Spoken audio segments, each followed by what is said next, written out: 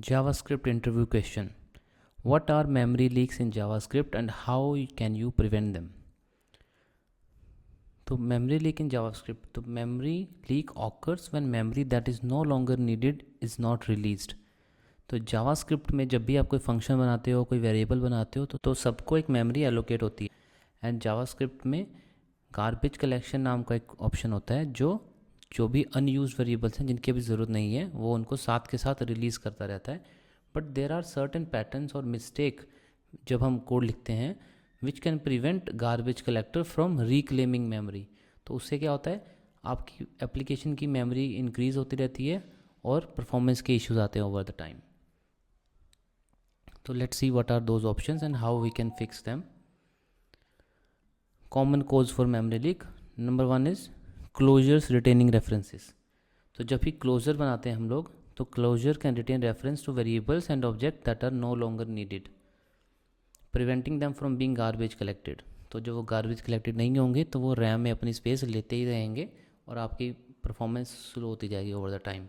Let's look at this code example. तो जैसे हमने क्रिएट क्लोजर का फंक्शन बनाया है, तो अभी इस फंक्शन में हमने एक वेरिएबल बनाया लार्ज ऑब्जेक्ट और इसको एक 1 लाख वैल्यू का एरे बना के दे दिया।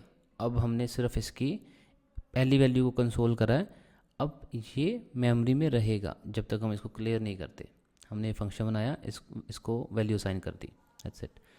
इसको फिक्स करने के लिए what you need to do is you need to empty this, ताकि ये मेमोरी से रिलीज़ हो जाए। जब आपने इसको यूज़ करा, जो इसका फंक्शन था, आपने कंसोल करना था, कंसोल किया, देन उसको नलीफाई कर दो ताकि गार्बेज कलेक्टर अपना काम कर सके और इसको मेमोरी से निकाल सके।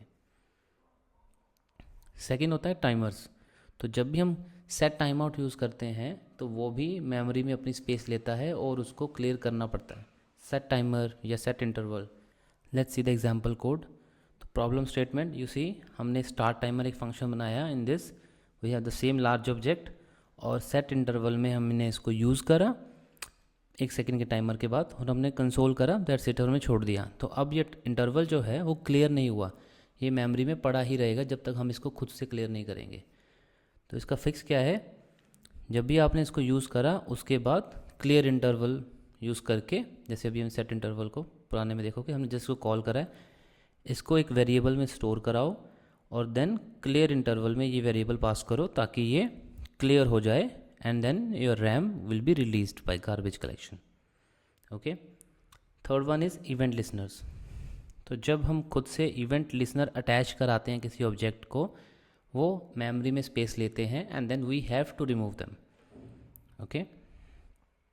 Let's see the code. So in this code we are adding a event listener to the button click event and where we are just console log this large object that we have. अभी इस event listener को clear भी कराना पड़ेगा, that you decide in your code at which point you want to clear it.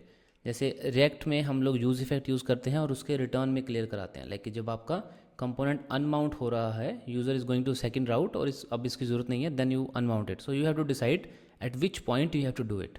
Okay, तो जैसे अब इसका जो फिक्स है that is you have to call for add event listener, you have to call remove event listener. Similarly हम यहाँ पे click event पे लिसनर पास करते हैं और यहाँ आपको बताना है बटन पे रिमूव इवेंट लिसनर करना है, क्लिक पे listener function. So this will remove the event listener and release the memory. So these are some of the points which can leak memory in your JavaScript code.